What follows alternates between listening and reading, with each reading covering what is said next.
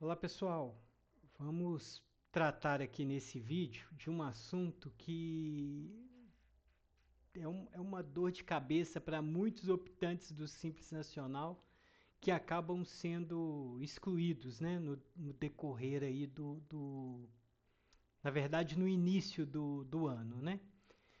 Então esse vídeo aqui é justamente para esclarecer dúvidas, né, nesse sentido do que fazer, né, ou quais as opções que o contribuinte ele vai ter a partir do momento que ocorre esse fato, né,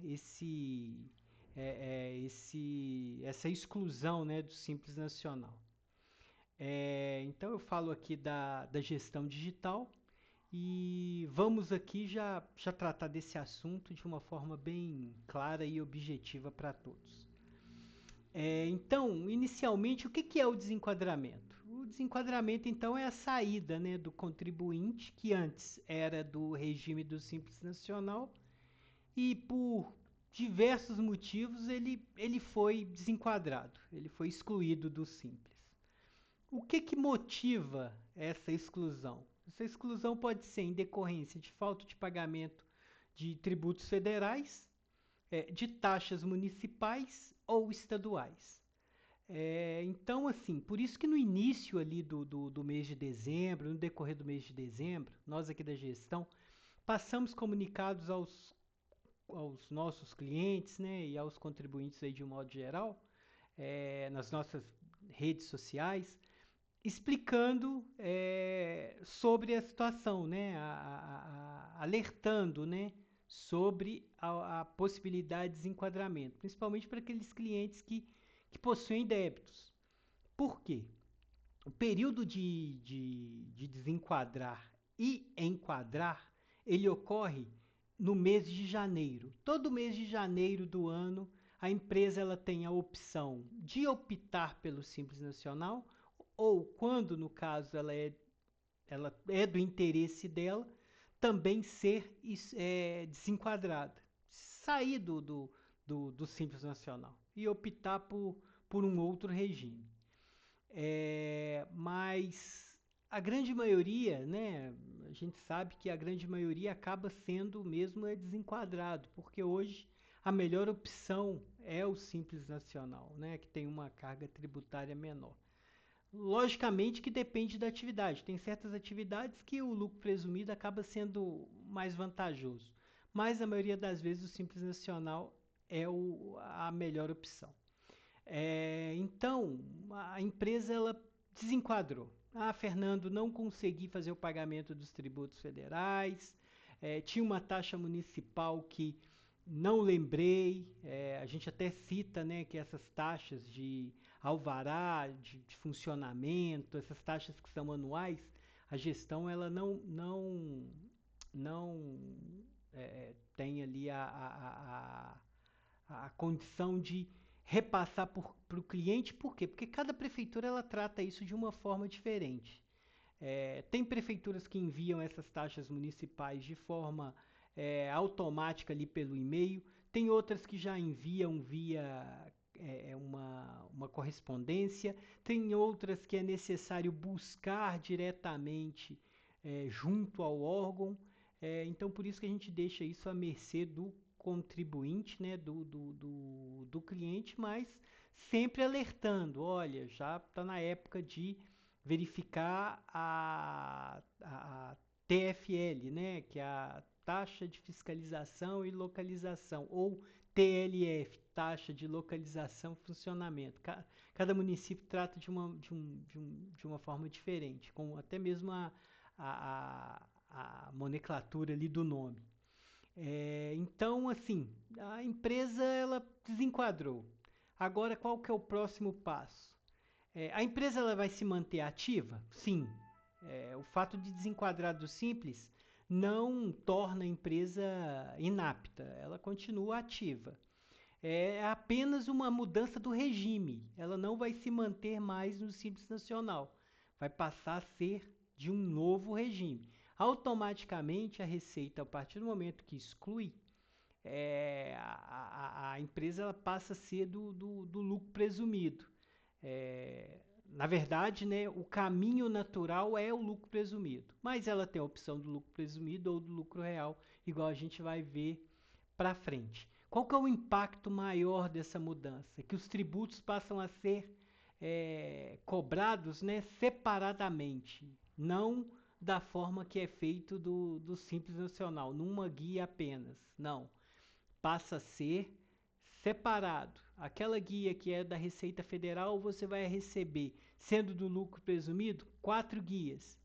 Sendo do ICMS, né, sendo um comércio, vai receber, além dessas 4 guias federais, vai ter uma guia estadual. Sendo prestador de serviço, as 4 guias federais, mais a guia do ICMS. Além, desculpa, do ISS. Se é municipal, é o ISS. E além disso, a parte ainda que envolve a previdência, né?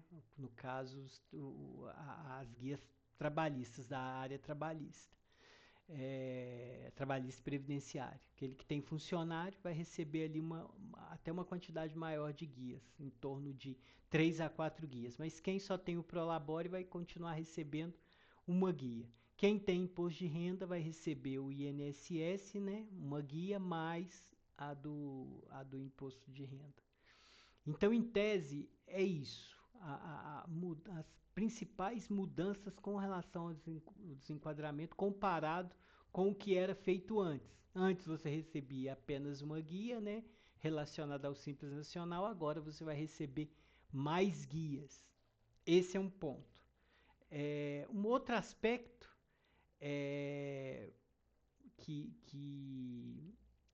a gente tem que citar aqui é que quando você tem a opção ali para o lucro presumido ou lucro real, a forma de apurar o imposto ela muda completamente e exige do contribuinte uma atenção maior com relação às datas, aos prazos, porque cada guia ali tem um vencimento diferente. Por exemplo, o ISS costuma, em alguns municípios, vencerem ali no início do mês.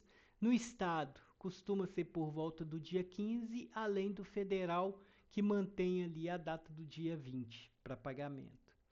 Mas uma quantidade maior de documentos que a empresa vai passar a ter que gerenciar. Isso é um aspecto importante, porque acaba gerando ali um controle maior com relação às guias a pagar. Se opta pelo lucro presumido, até o próprio nome diz, é um lucro presumido, pressupõe-se um determinado lucro. E aí a gente vai apresentar logo à frente como que é feito esse cálculo, quando se opta pelo lucro presumido. Já no lucro real, o próprio nome também diz, lucro real. O lucro, o imposto ele é apurado, né, o imposto de renda e a contribuição social, é apurado efetivamente sobre o lucro que a empresa tem. Não numa presunção, mas sim naquilo que efetivamente foi de lucro.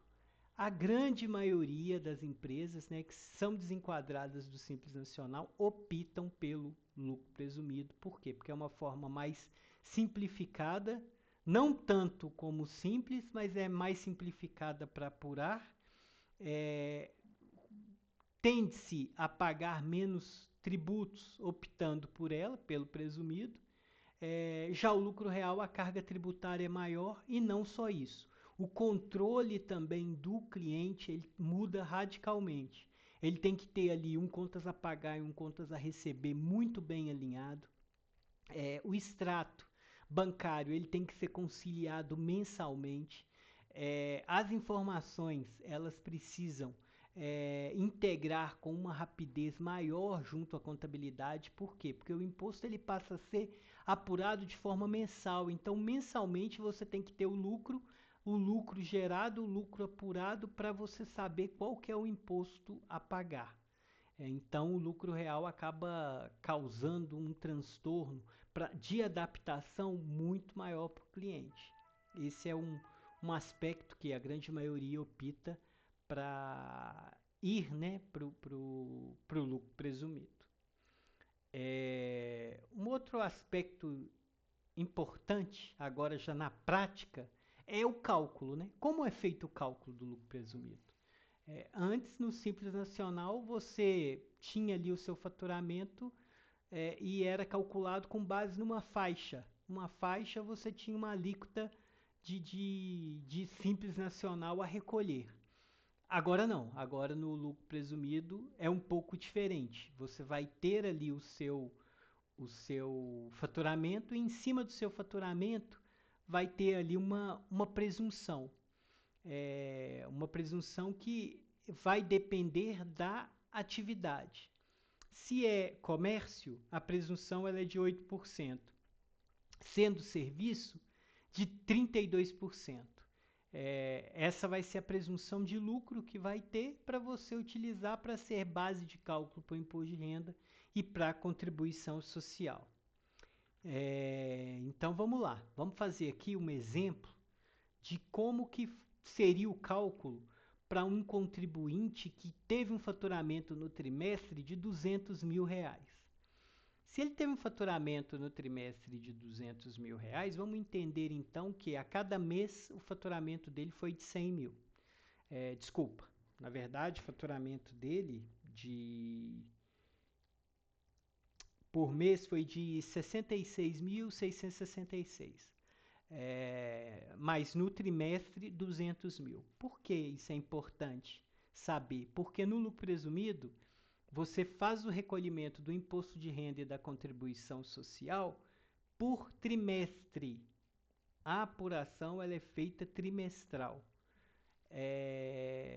O ISS, igual está sendo citado ali, 5%, porque varia também da atividade, né? O ISS nesse valor ali de 5%, ele é mensal. É a mesma tratativa do PIS e da COFINS. Então, vamos lá. Qual que é a base de cálculo para apurar o imposto de renda e a contribuição social? É uma base presumida. Então vamos lá, a receita trimestral foi de 200 mil, a presunção é de 32%. Então a base de cálculo vai ser de 64 mil. 64 mil, então, é a base de cálculo para calcular o imposto de renda e a contribuição social. Quanto que seria o valor, então, do imposto de renda? O imposto de renda, o valor dele, então, no trimestre seria os 64 mil vezes 15%, que daria 9.600.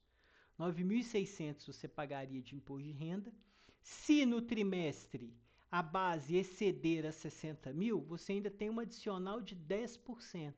Então, nesse exemplo aqui, excedeu, porque a base foi 64 mil. Desses 64 mil, a diferença que tiver excedente a 60 mil, você vai aplicar 10% a mais, que é o adicional do imposto de renda. Então, 64 mil é a base menos 60 mil, sobrou então 4 mil, vezes 10% mais R$ 400. Então, o valor da sua guia de imposto de renda vai ser 9.600 mais R$ 400, totalizando então o valor a recolher de imposto de renda de 10 mil. Esse é o valor do seu imposto de renda. Qual que é o valor da contribuição social? Já é a mesma base, né? 64 mil, só que a contribuição social, o percentual ali é menor, é 9%. Então, o valor da contribuição social vai ser de 5.760. PIS e COFINS. O PIS e COFINS são tributos, né? Na verdade, são contribuições que incidem sobre o faturamento. Então, considerando ali os 200 mil de faturamento, o valor total de PIS e COFINS que foi recolhido no trimestre, né, vai ser de 1.300 de PIS e 6.000 de COFINS, totalizando 7.300. Aqui é importante você entender o seguinte: esse valor de PIS, COFINS ali, ele é trimestral, mas na verdade o seu recolhimento ele é mensal. Então, todo mês vai chegar uma guia para você referente ao faturamento do mês. Nesse exemplo que a gente considerou 200 mil, vai ser então 200 dividido por 3, está dando 66,667, vezes 0,65%, 433,33. Esse é o valor mensal que você vai vindo pagar, vai vir pagando, né? Referente ao PIS e COFINS. Por quê? Porque o recolhimento ele é mensal. Então, referente ao faturamento de janeiro, você vai recolher, nesse exemplo aqui, por exemplo, os 433 de PIS no dia 20/2. E assim sucessivamente. Só o imposto de renda e a contribuição social que você tem a opção de pagar no trimestre. Então, o vencimento do IR e da contribuição social vai ser do primeiro trimestre, que vence no dia 30/3/2026, você vai pagar no dia 30/4/2026. Já o PIS e o COFINS você vai pagar todo mês. Então, de janeiro você vai pagar dia 20/2. De fevereiro, 20/3. De março, 20/4. E assim sucessivamente, entendeu? Então a forma de recolhimento do PIS e COFINS ele é diferente. Aqui a gente colocou 1.300 considerando a base de 200 mil, mas o correto é apresentar aqui de uma forma mensal, porque senão pode fazer confusão. Por isso que eu estou corrigindo aqui na apresentação. O valor ele é recolhido de forma mensal. Todo mês você vai ter uma guia de PIS e COFINS. Então você pega esses 1.300 ali, divide por 3, que dá os 433,33. Pega ali os 6.000, divide por 3, vai dar os 2.000, que é referente ao COFINS que você vai pagar mensalmente. No total, vai ser um valor de 7.300. Por que a gente faz isso de forma trimestral numa apresentação? Justamente para a gente conseguir acumular quanto que foi pago dentro do trimestre, para ficar mais fácil a visualização da carga tributária total dentro do trimestre. O ISS é a mesma sistemática, né? Ele é pago de forma mensal. Aqui a gente está fazendo como trimestre, mas o recolhimento dele também é mensal. Então,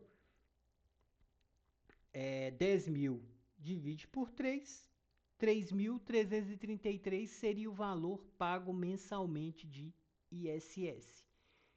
Todo mês, então, você vai receber uma guia de ISS para pagar. Mesma lógica. Janeiro vence, aí depende de prefeitura para prefeitura, mas vamos considerar Belo Horizonte, por exemplo. Belo Horizonte, o vencimento da guia do ISS é dia 10. Então, janeiro, dia 10 de fevereiro, vence a guia de ISS. E assim sucessivamente para os outros meses. Fevereiro, 10 de março. De março, 10 de abril. E assim sucessivamente. E aqui fica a carga tributária total no trimestre. Ficou um valor de 33.060. 33.060 dividido por 3. Por mês, então, a carga tributária, tendo esse faturamento de 200 mil, foi de 11.020 reais. Esse foi o valor da carga tributária. Então, já dá para ver que é uma carga tributária alta, é um valor alto. Isso aqui varia em torno de 16% do valor do faturamento. Então, a carga que era do simples é bem mais baixa do que quando você passa para o lucro presumido. Isso é importante ficar claro, isso é importante a gente repassar para o cliente que a carga tributária aumenta. Não só a carga tributária, entra a parte de contabilidade também, que é igual a gente vai ver aí, a apuração ela é um pouco mais. É, tem um custo maior intelectual para chegar no valor apurado, então o valor de contabilidade ele aumenta, aumenta o valor aumenta também o valor do honorário em decorrência das obrigações que passam a ser obrigatórias no lucro presumido, que é FD contribuição, todo mês tem que entregar. DCTF Web é necessário entregar, igual no Simples, mas aqui tem particularidades.